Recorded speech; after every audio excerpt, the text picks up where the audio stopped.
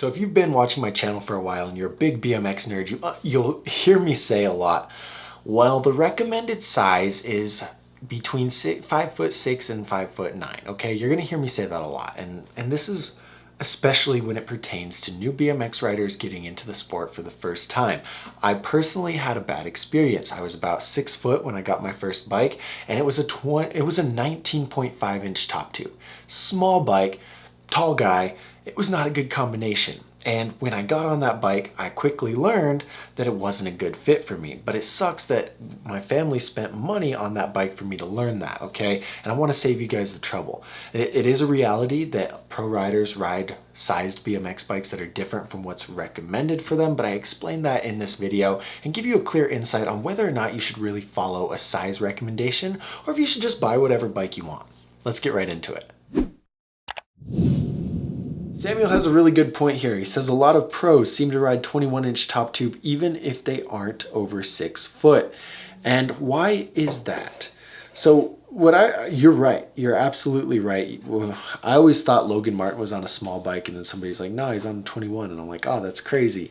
And I think the reason for that is that these pros are riding really big courses. You know, everything's huge in pro world. And they like the stability that the 21-inch offers. So when I'm giving you guys a guideline, when I'm recommending bikes, when I'm recommending sizes, I think it's very important for everyone to understand that it's a baseline, okay? So in my experience, I've rode a 20.5-inch frame, I've rode a 20.7-inch frame, I've rode a 19.5 was the DK reaction. It was a 19.5-inch top tube. And now I'm currently on a 21.25. And so in my head,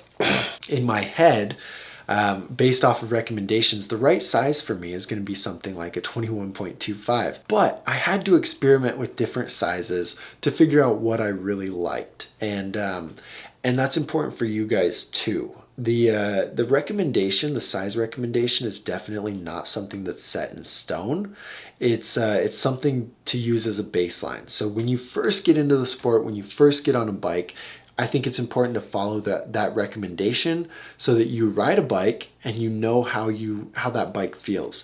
So you get into the sport, you follow the recommendation, you get a 20.5-inch top tube, you ride it, and you're like, okay, this was cool. But after a few months, I noticed that this bike loops out too quickly. It's too snappy, it's too unstable for me, and I want something a little bit easier to control. So now you're gonna upgrade to a 21-inch top tube, okay? Or a 20.75, you're gonna take that step up. But if you had just gone straight to a 21, you're gonna find yourself like just in a weird situation of feeling things out.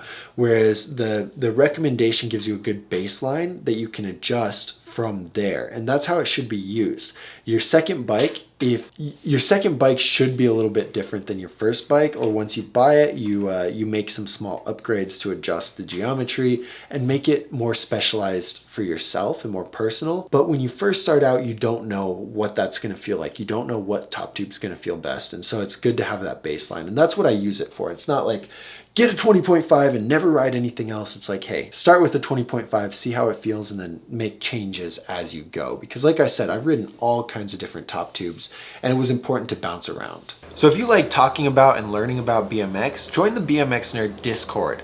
The link to the Discord is in the description. It's a huge online community with over 400 members. Every single person in there loves BMX just as much as you and I. It's a good place to post pictures of your bike, ask questions, post clips of your riding, and do anything BMX related with a BMX community that loves riding. So click that link, join the Discord. If you enjoyed this video and you got any value out of it, consider hitting the subscribe button because it really helps me out. We'll see you guys in the next video.